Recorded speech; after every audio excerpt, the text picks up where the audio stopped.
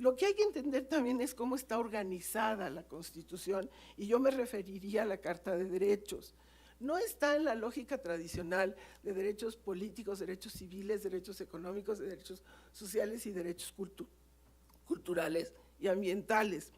Lo que hicimos fue tomar la Carta del Derecho a la Ciudad, que en esta ciudad tomó 2 años elaborarla. Y entonces decidimos, como modelo de ciudad a la que queremos llegar, usar los acápites que están en esa carta. Y por eso, si ustedes ven, los derechos históricamente políticos, sociales, están distribuidos de acuerdo al tipo de ciudad que queremos llegar. Por ejemplo, la ciudad solidaria, y ahí están metidos esencialmente derechos sociales y derechos económicos, o la ciudad productiva, donde aparecen muchos de los derechos que se relacionan a este tema que estamos trabajando. La ciudad habitable, y como dice Enrique, aquí planteamos los derechos, y en el segundo título, van las políticas de gobierno, porque no podemos mezclar en la parte de derechos estrictamente la parte de política pública. Entonces, yo creo que hay que valorar, son 57 derechos. Estamos metiendo el derecho a la buena administración, esa es una innovación de la Carta, que es el derecho al Estado, a un Estado que realmente responda a la gente. Bueno, la otra, hay todo un capítulo de pueblos indígenas, Alejandra, y en ese capítulo de pueblos indígenas está lo que los grupos de pueblos indígenas vinieron a decirnos. Ellos elaboraron ese capítulo, y ahí están los aspectos económicos que ellos quisieron que se introdujera, y si lo lees, ahí hay varios, el derecho al empleo, el derecho a la realización de sus actividades económicas, de acuerdo a las formas de organización que ellos quieren, ahí está todo un capítulo. Y yo diría, Fernando, la importancia no es generación de empleo, no estamos generando empleos, la importancia es la calidad del empleo que estás generando y la miseria de los salarios que estás pagando. Entonces, por eso el tema es empleo con calidad y como un mecanismo de redistribución que ya no alcanza, y por eso se mete lo de la renta básica.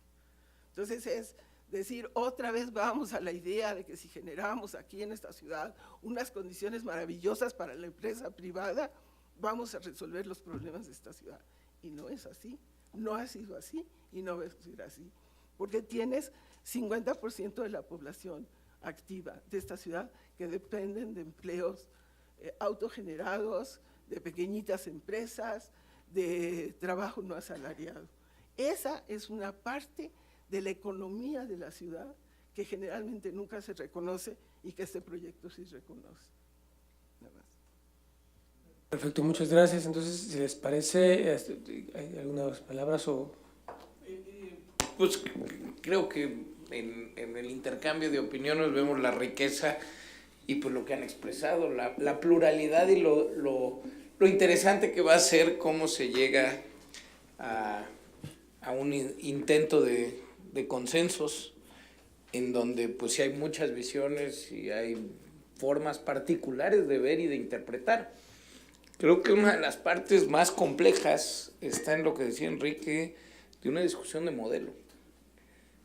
Porque ahí sí no es que faltó una palabra. Ahí sí, y lo refiere ahorita creo que de manera muy clara, clarita, hay una discusión de modelo. ¿Nos vamos a permitir esa discusión o existe un único modelo ya asumido y entonces tenemos que legislar sobre un modelo ya asumido? Y yo creo que eso pues, va a ser una cosa bien interesante, y ahí vienen, en un nuevo modelo vienen cosas muy relevantes, ya lo dijeron varios, el tema de una nueva fiscalidad, como digo, yo creo que hay que asumirla, Fernando, vaya, sí es el predial, pero sí son los aprovechamientos de plusvalías, es un montón de cosas que tendríamos por primera vez que discutir con seriedad, y es una oportunidad porque aquí sí pues serían todos los partidos haciendo un pacto. Y yo creo que la fiscalía es un tema, más que un pacto fiscal, es un pacto social nuevo, Yo creo que la fiscalidad va a jugar un papel fundamental. Creo que hay un tema que he escuchado mucho en los medios ahora, se le da un espacio a la informalidad, este tema. Digo, creo que Pablo fue muy explícito y muy claro en que tenemos un montón de formas nuestras casas, de ganarse la vida. En nuestras casas con el empleo de las trabajadoras domésticas, lo vemos en la calle, no en la casa, la informalidad. Pero bueno, y tenemos un montón de negocios establecidos y tenemos negocios bien grandotes y bien formales que generan prácticas diferentes. En fin, la informalidad tiene unos claroscuros tremendos, pero creo que un error gigantesco hubiera sido no entender que sigue siendo una parte de esto y más que darles derechos de inmediato, es cómo se van a incluir en un modelo en donde pues son parte. Yo digo, y también hay que entender al comercio en vía pública y hay que tener una reflexión sobre ello seria, no nada más, digo, pues aunque lo escribamos y queramos que desaparezca, pues no va a desaparecer, pues cómo se les incluye. Yo creo que ahí viene una discusión súper relevante. Y bueno, pues creo que ninguna constitución hace tan explícita como el proyecto del jefe de gobierno, y yo creo que Alejandra, y mira, déjame insistir, y déjame decirte por qué insisto, Alejandra, porque fue una responsabilidad unipersonal, bien acompañada, pero el 122 constitucional pide al jefe de gobierno presentar un proyecto de constitución, y esa es la responsabilidad que asume, y yo creo que ahí sí hay un acto digo, bueno, creo que hay que reconocer, porque no con todos quedas bien, digo, está clarísimo esto, pero hay un acto. Sí, pero al final de cuentas el acto que instruye el 122 constitucional es al jefe de gobierno presentar un proyecto. Y lo dije al principio, y lo pudo haber hecho con el Instituto de Investigaciones Jurídicas y el CIDE, y seguramente hubiera quedado un documento estéticamente muchísimo más claro, pulcro, con una redacción impecable, sin repeticiones y sin cosas, pero no incluyente. Y una de las virtudes que tiene es que fue absolutamente incluyente de quien quiso participar e incluirse. Entonces, pues ahí hay otra. Y Clarita, creo que nos pone un tema. En la reforma constitucional del 2011 sí significó algo.